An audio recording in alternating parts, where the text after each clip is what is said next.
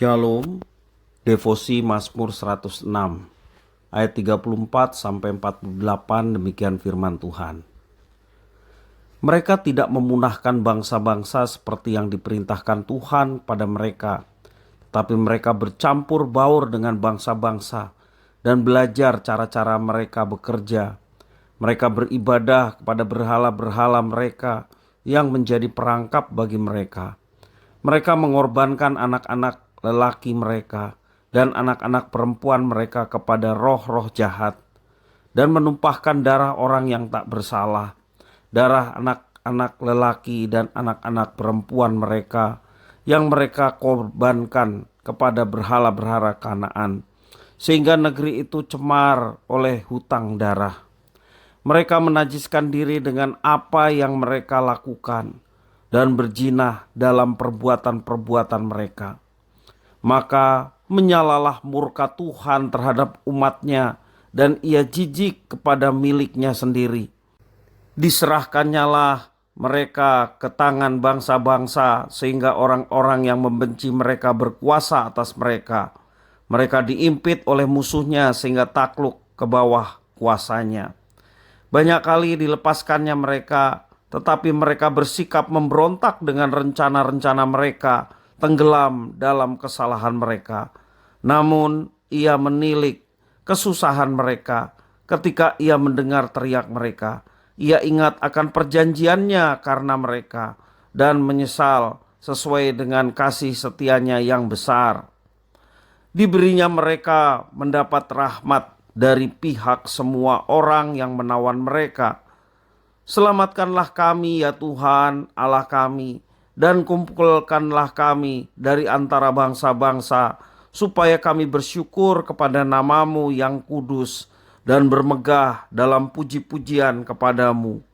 Terpujilah Tuhan Allah Israel dari selama-lamanya sampai selama-lamanya, dan biarlah seluruh umat mengatakan amin, haleluya. Demikian firman Tuhan.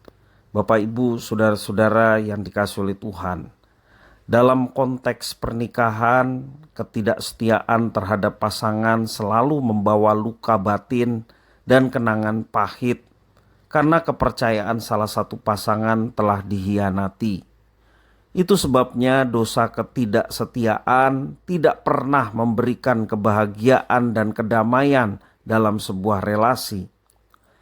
Ketidaksetiaan kepada Tuhan bukan hanya mengakibatkan hilangnya kebahagiaan dan kedamaian sejati, tetapi juga membawa penghukuman dan penderitaan.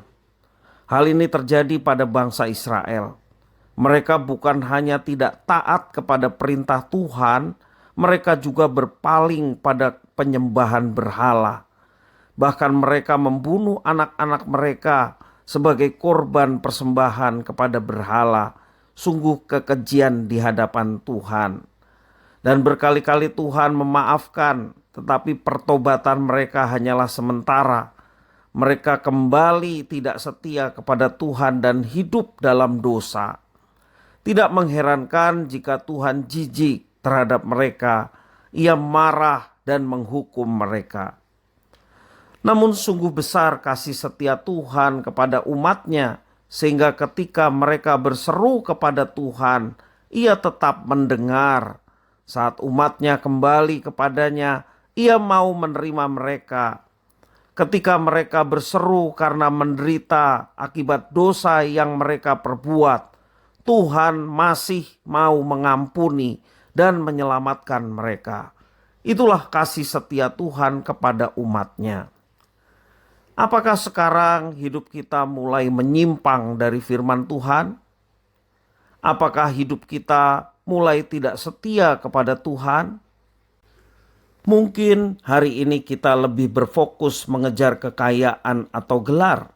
Mungkin hari ini kita sibuk mengejar jabatan dan berfokus kepada seseorang yang ingin kita jadikan pasangan hidup. Semua itu tidak salah. Tetapi jika hal itu menjadi fokus utama sehingga kita menomorduakan Tuhan, bahkan meninggalkan Tuhan, maka sesungguhnya kita sudah jatuh dalam dosa ketidaksetiaan. Saat ini marilah kita belajar mengutamakan Tuhan di atas segalanya. Apabila selama ini kita tidak setia kepada Tuhan, marilah datang kepadanya dan memohon pengampunan kepadanya.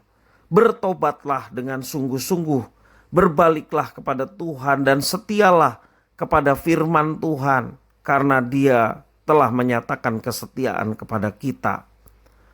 Ia akan mengampuni dan menerima kita kembali bila kita sungguh-sungguh bertobat, dan besar kasih setianya bagi setiap orang yang datang mohon pengampunan dan berkomitmen untuk bertobat.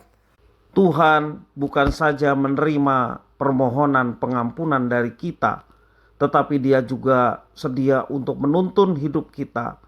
Dan berjalanlah bersama dengan Tuhan, maka kita akan mengalami penyertaan, bimbingan, kuat kuasa untuk mengalahkan dosa yang ada di dalam diri kita, sehingga hidup kita selalu menang dan nama Tuhan dimuliakan. Tuhan Yesus memberkati.